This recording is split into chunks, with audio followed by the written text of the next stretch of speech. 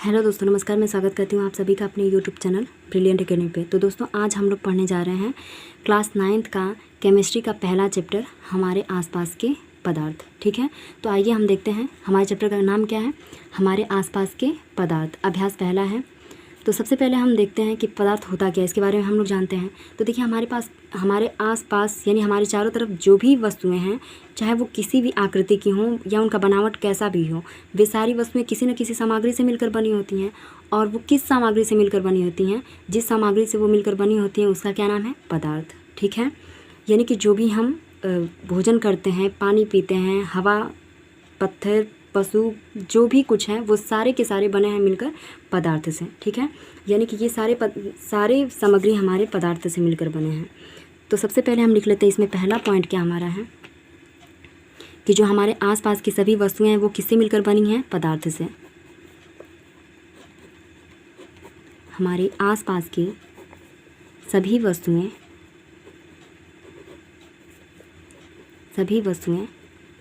पदार्थ से मिलकर बनी हैं,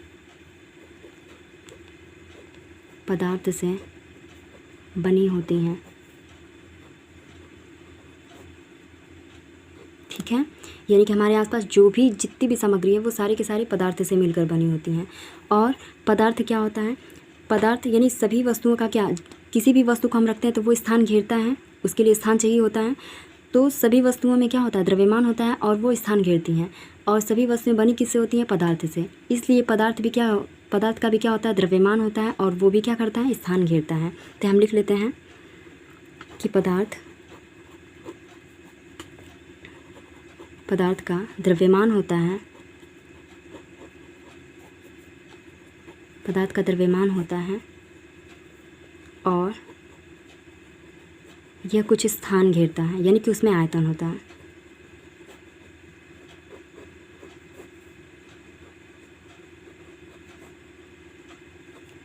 अर्थात उसमें क्या होता है? आयतन होता है।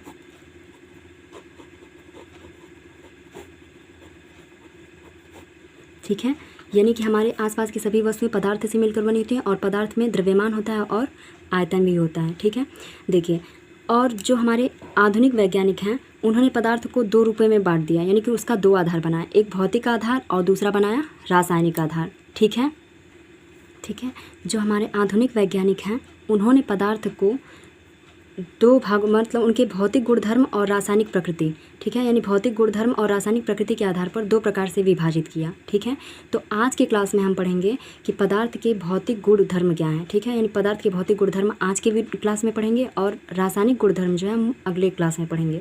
ठीक है, तो सबसे पहला आज हम पढ़ेंगे पदार्थ के भौतिक गुणधर्म। पदार्थ का भौतिक स्वरूप,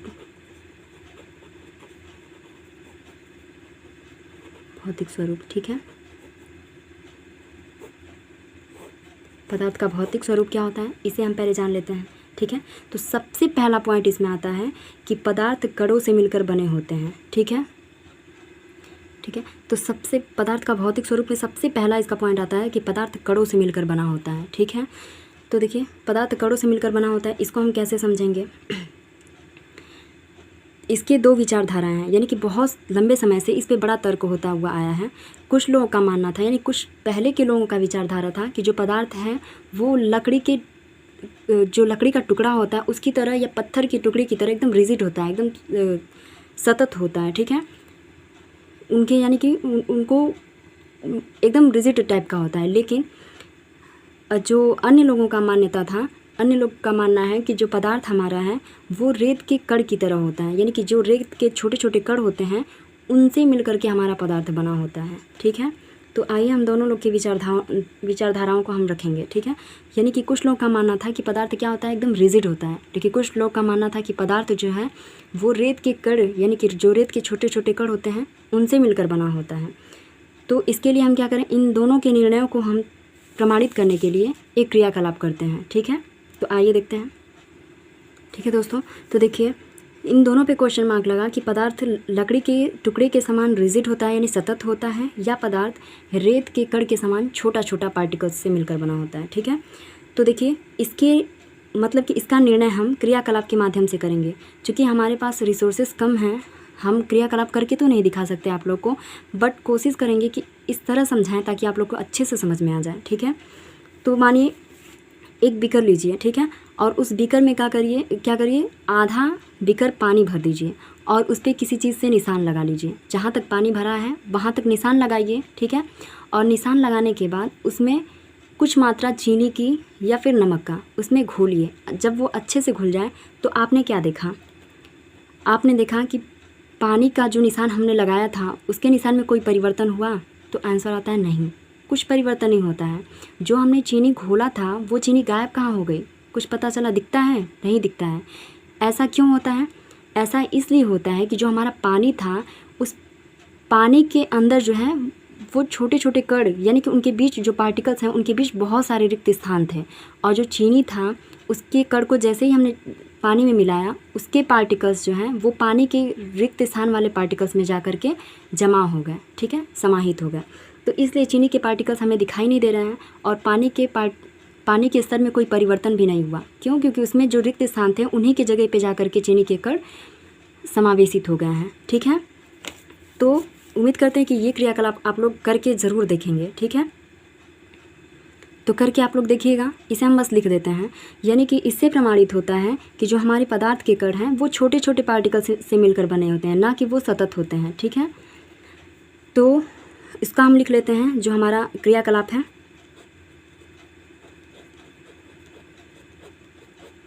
हमने क्रियाकलाप में क्या देखा? तो क्रियाकलाप में हमने यही देखा कि जब हम जल में चीनी घोलते हैं तो चीनी के कण जल के कण के बीच रिक्त स्थान में समावेशित हो जाते हैं, ठीक है, यानी कि जो भी रिक्त स्थान था उसके बीच में वो जाकर जमा, ठीक है। तो क्या हमने क्रियाकलाप किया था? फिर से रिपीट कर लेते हैं। हमने बीकर में पानी लिया था, उसको हमने निशान लगाया था और उसमें कुछ मात्रा चीनी की हमने उसमें घोली थी अच्छे से, और चीनी क्या हुआ था, उसमें पूरी तरह से दिखना बंद हो गया था, यानी गायब हो गया था, और पानी के स्तर में कोई परिवर्तन भी नहीं हुआ था। क्यों नहीं हुआ था? क्योंकि जब हम जल में चीनी को घोलते हैं तो चीनी के कण, जो जल के कण होते हैं उनके बीच रिक्त स्थान कुछ होता है, उनके स्थान में जाकर वो समाहित हो जाते हैं, इसलिए न चीनी की मात्रा दिखती है और न पानी के स्तर में कोई परिवर्तन दिखाई देता है, ठीक है। तो इससे हमें क्या पता चला कि पदार्थ कणों से मिलकर बना होता है, ठीक है। दूसरा इसमें भौतिक स्वरूप में क्या आता है? दूसरा आता है कि पदार्थ के कण कितने छोटे होते हैं, ठीक है। दूसरा हमारा है पदार्थ के कण कितने छोटे होते हैं।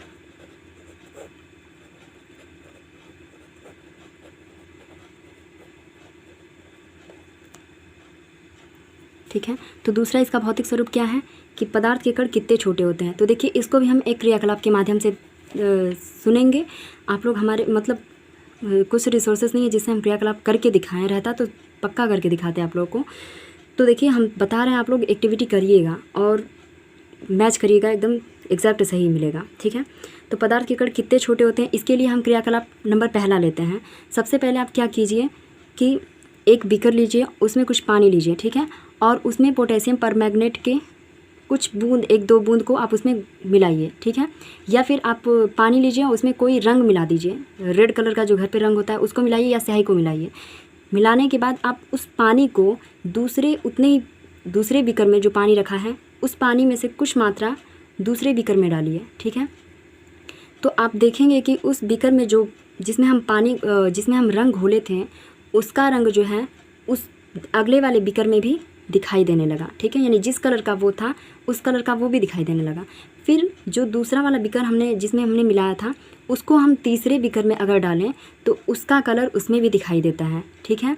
यानी कि ये प्रक्रिया अगर हम 2-3 बार करते रहें फिर भी हमें वो रंग तो हल्का हो जाएगा पर उसमें उसका कण दिखाई देंगे, यानी कि वो रंगीन पार्ट दिखाई देगा, भले ही वो हल्का रूप में दिखाई दे लेकिन दिखाई देता है, ठीक है। या फिर मान लीजिए कि हम पानी ले रहे हैं और पानी में हमने क्या किया, एक गिलास हमने लिया, उसमें हमने कुछ डेटॉल मिलाया और उस डेटॉल के घोल को हमने अगले गिलास के पानी में कुछ मिला दिया और फिर उस दूसरे वाले गिलास के डेटॉल के घोल को हमने तीसरे गिलास में मिलाया और फिर हमने उसे उन तीनों चारों जो 2-3 प्रोसेस हमने किया उन सबको हमने उसका सुगंध लिया। तो हमें क्या पता चला कि सारे में से डेटॉल की सुगंध आती है, ठीक है। यानी कि जो डेटॉल के कण थे वो पहले ग्लास के पार्टिकल में घुल चुके थे अच्छे से और वो पहले घोल वाले जो पार्टिकल्स हैं वो दूसरे क्लास के पार्टिकल्स में जा कर के पूरी तरह से समाहित हो गए हैं। यानी कि ये प्रोसेस हम 2-3 बार भी करते रहेंगे तो उसमें स्मेल आती रहेगी डिटॉल की। तो इससे हमें क्या पता चला कि पार्टिकल्स के कण इतने छोटे हैं कि वो उन्हें हम 2-3 प्रोसेस भी कर लें फिर भी वो अलग नहीं हो रहे हैं, यानी उनका रंग बदल नहीं रहा है, उनकी प्रकृति बदल नहीं रही है। ठीक है, तो क्या पता चला इन दोनों एक्टिविटी से हमें ये क्रियाकलाप से पता चला कि पदार्थ के कण कितने छोटे होते हैं, यानी पदार्थ के कण बहुत ज़्यादा छोटे होते हैं। ठीक है, इतने छोटे होते हैं कि उसकी कल्पना हम नहीं कर सकते, यानी उन्हें अलग नहीं किया जा सकता। ठीक है, तो क्या क्या क्रियाकलाप हमने बताया?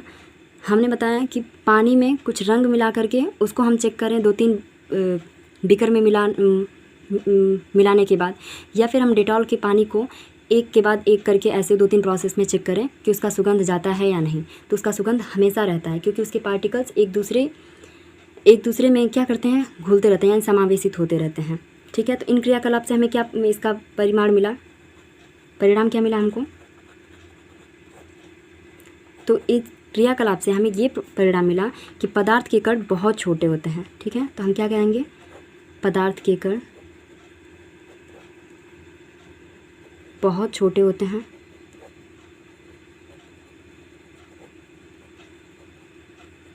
बहुत छोटे होते हैं, इतना छोटा होता है, इतना छोटे होते हैं कि हम कल्पना नहीं कर सकते।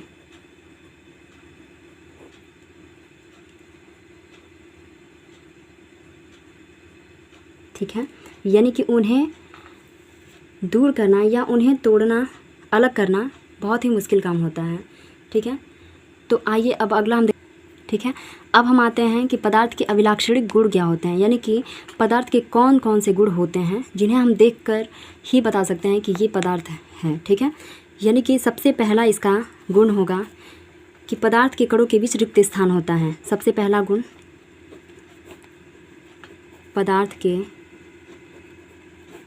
कणों के बीच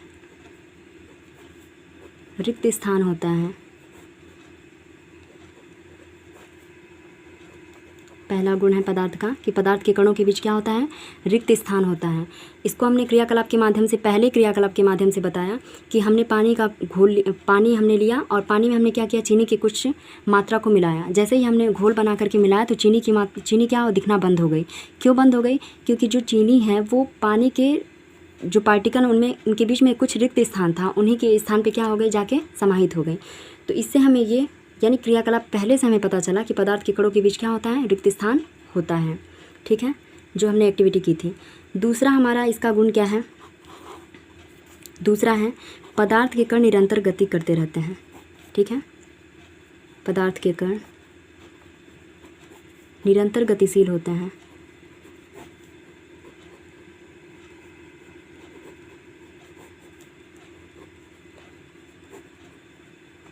ठीक है, सबसे इम्पॉर्टेंट, बहुत इम्पॉर्टेंट है। तो देखिए, पदार्थ के कण निरंतर गतिशील होते हैं। इसे हम कैसे समझेंगे? जैसे मान लीजिए आपको दे दी जाती है एक बुझी हुई अगरबत्ती। ठीक है, यानी क्रियाकलाप किया जा रहा है, एक आपको बुझी हुई अगरबत्ती दी जा रही है और आपसे कहा जा रहा है कि आप किसी कोने में जाके खड़े हो जाइए। क्या वो बुझी हुई अगरबत्ती की महक आप तक सुगंध आती है? उसकी नहीं आती है। लेकिन उसी अगरबत्ती को अगर हम जला दें तो पूरे रूम में वो क्या करती है, महकती रहती है। अर्थात रूम के बाहर तक भी कुछ दूरी तक हम उसकी सुगंध महसूस होती है। तो इससे हमें क्या पता चला कि जो पार्टिकल्स हमारे हैं वो क्या करते हैं, मूव करते हैं। ठीक है, जैसे ही हमने जलाया तो जलना शुरू हुए तो उसमें देखते हैं आप, दिखता होगा कि उसके पार्टिकल्स क्या होते हैं, मूव करना शुरू करते हैं और पूरे इन्वायरमेंट में, यानी कि पूरा जो बाहर का वातावरण है उसमें वो मिल जाते हैं। जो उनके खाली स्थान होते हैं उसमें वो अपना स्थान भर लेते हैं, उनमें समाहित हो जाते हैं। तो इससे हमें पता चला कि पार्टिकल्स क्या करते हैं, मूव करते रहते हैं, यानी गति करते रहते हैं। दूसरा क्रियाकलाप, मान लीजिए आप लोग परफ्यूम यूज़ करते होंगे। तो परफ्यूम क्या, हम कोई एक व्यक्ति परफ्यूम यूज़ करता है लेकिन उसके चारों तरफ का एरिया जो होता है वो सुगंधित पता चलता है, यानी कि सुगंध आती रहती है कि हाँ किसी ने परफ्यूम लगाया है। तो क्या होता है, जो परफ्यूम का पार्टिकल्स हैं वो वायु के पार्टिकल्स में क्या करता है, मूव कर जाता है, यानी कि उसमें मिल जाता है, जिससे हमको क्या, सुगंध पता चलता है कि हाँ सुगंध आ रहा है। या फिर आप मान लीजिए कि ले लीजिए चाय बनाते होंगे आप लोग, एक ठंडा पानी लीजिए और एक खौलता हुआ पानी लीजिए, उसमें चाय की कुछ पत्ती यानी कि चाय पत्ती खौलते हुए पानी में डालिए और कुछ जो है चाय पत्ती वो ठंडे पानी में डालिए। आपको किस में पहले रंग निखरता हुआ दिखाई देगा? जो खौलता हुआ पानी था उसमें हमें दिखेगा कि चाय पत्ती तेज़ी से घुल जाती है, लेकिन जो ठंडा पानी है उसमें चाय पत्ती जो है वो मतलब कि घुलती है, बहुत देर से घुलती है और उतना रंग नहीं दे पाती है जितना खौलता हुआ पानी देता है। ठीक है, तो इससे हमें क्या पता चला कि जैसे ही हम ताप को बढ़ा रहे हैं, ठीक है, यानी कि टेम्परेचर बढ़ा रहे हैं, तो जो पार्टिकल्स के मूव करने की क्षमता है वो बढ़ जा रही है। ठीक है, टेम्परेचर बढ़ा रहे हैं तो पार्टिकल्स तेज़ी से मूव कर रहे हैं। ठीक है, तो इन तीनों एक्टिविटी से हमको क्या पता चला? सबसे पहला हमने अगरबत्ती का लिया, परफ्यूम का लिया, अब हम गर्म पानी और ठंडा पानी और चाय पत्ती का लिए। ठीक है, तो इन तीनों एक्टिविटी से हमें पता चला कि जो पार्टिकल्स होते हैं वो मूव करते हैं। ठीक है, यानी घूमते रहते हैं। तो इसको हम लिख लेते हैं, इसमें ये इंपॉर्टेंट पॉइंट है, इसको लिखना ज़रूरी है कि पदार्थ के कण निरंतर गतिशील होते हैं।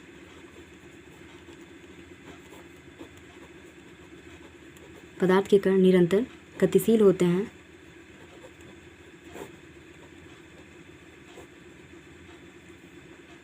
तो जब गतिशील होंगे तो उनमें एक प्रकार की ऊर्जा होगी, और वो ऊर्जा किस तरह की होगी? क्योंकि चूँकि ये ऊर्जा गति के कारण हो रही है तो उसमें कैसी ऊर्जा होगी? गतिज ऊर्जा। अर्थात उनमें क्या होती है?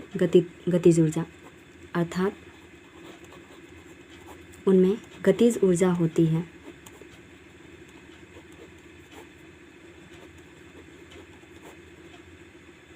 ठीक है, और चाय पत्ती वाली बात में हमने क्या देखा था कि जैसे ही हम टेम्परेचर बढ़ा रहे हैं तो वो तेज़ी से मूव कर रहे हैं, या फिर अगरबत्ती को जैसे ही हमने जलाया यानी कि ताप दिया तो वो क्या दूर तक फैलना शुरू हो गया।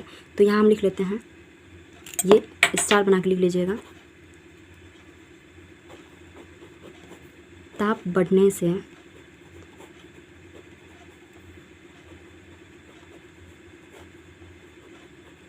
कणों की गति तेज हो जाती है।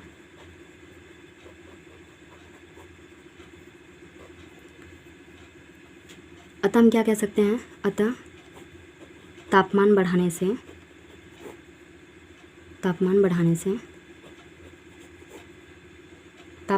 से क्या होती है? कणों की गतिज ऊर्जा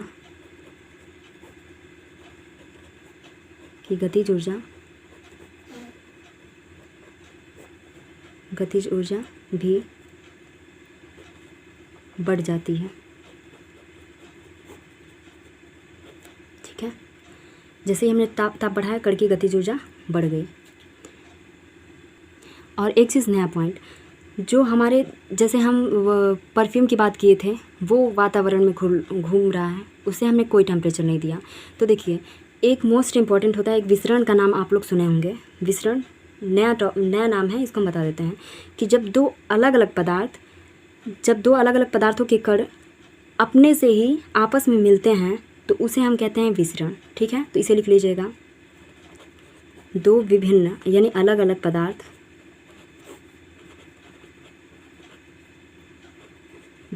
पदार्थों के कणों का स्वतः मिलना यानी अपने आप मिलना, स्वतः मिलना ही विसरण कहलाता है।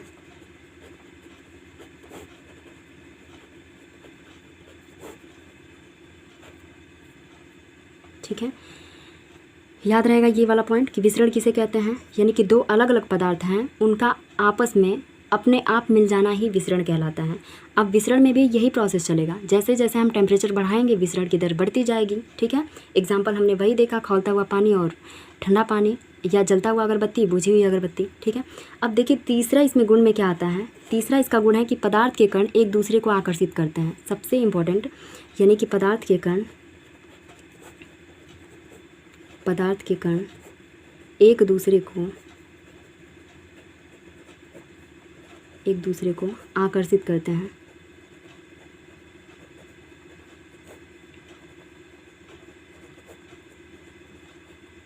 ठीक है, तो देखिए इसको हम किस क्रियाकलाप के माध्यम से देखेंगे कि पदार्थ के कण एक दूसरे को कैसे आकर्षित करते हैं। ठीक है, तो मान लीजिए कि आपको 3 चीज़ें दी जा रही हैं। एक लोहा की कील दी जा रही है, एक चाक का टुकड़ा दिया जा रहा है और एक आपको रबर बैंड दिया जाता है। आप इनको हथौड़े से पीट कर, काट कर या खींच करके आप जैसे हो वैसे इसको क्या करें, तोड़ने की कोशिश करें। तो आप क्या देखेंगे, तीनों में से सबसे अधिक बल किस पे लगाना पड़ेगा, ठीक है। यानी कि इसके क्रियाकलाप के लिए हम क्या करेंगे, क्रियाकलाप इसका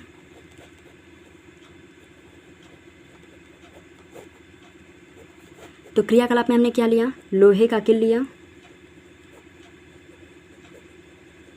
लोहे का किल, चाक लिया हमने, चाक का टुकड़ा और रबर। इन तीनों को तोड़ने में, ठीक है, इन तीनों को तोड़ने में सबसे ज़्यादा बल किस पे लगाना पड़ेगा हमें, ठीक है। यानी कि सबसे ज़्यादा बल लगाकर किसे तोड़ना पड़ेगा, तो आंसर आएगा कि लोहे की किल को, ठीक है। क्यों इसको तोड़ने के लिए ज़्यादा बल की आवश्यकता पड़ेगी, क्योंकि जो इसके पार्टिकल्स हैं वो एक दूसरे के बिल्कुल नज़दीक हैं, ठीक है, ठीक है। यानी कि इन तीनों को तोड़ने के लिए सबसे अधिक बल हमें लोहे की किल पर लगाना पड़ेगा।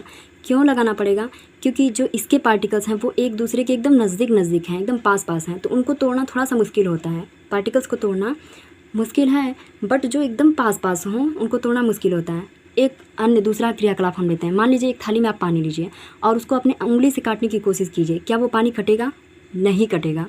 क्यों नहीं कटेगा, क्योंकि जो पानी के जल का सतह है वो नहीं कटता है, और इसके नहीं कटने का कारण क्या होता है कि उन पार्टिकल्स के बीच में एक फोर्स काम करता है जिसे हम आकर्षण बल कहते हैं, ठीक है। जो भी पार्टिकल्स हैं जिन्हें हम तोड़ने की या काटने की कोशिश कर रहे हैं उनके बीच भी एक बल कार्य करता है जिसको हम आकर्षण बल कहते हैं, और उनका आकर्षण बल अधिक होने की वजह से न पानी का सतह कटता है और न लोहे को हम आसानी से काट सकते हैं, ठीक है, या भंगुर कर सकते हैं। तो यही कारण है कि कणों के बीच क्या है, पदार्थ के कण एक दूसरे को आकर्षित करते हैं। क्यों आकर्षित करते हैं, क्योंकि उनके बीच में एक फोर्स काम करता है, उनके पार्टिकल्स के बीच में एक फोर्स काम करता है जो एक दूसरे को बांधे रखता है, ठीक है। तो लिख लेते हैं इसमें हम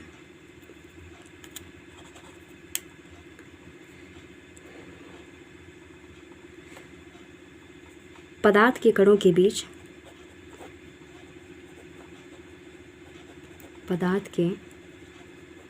बीच एक बल कार्य करता है, एक बल कार्य करता है।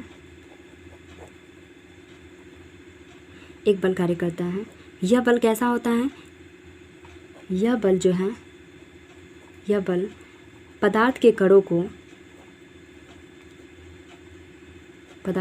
को एक साथ रखता है, बिछड़ने नहीं देता, एकदम पास रखता है इन दोनों को, ठीक है, जिसे आकर्षण बल कहते हैं, आकर्षण बल कहते हैं,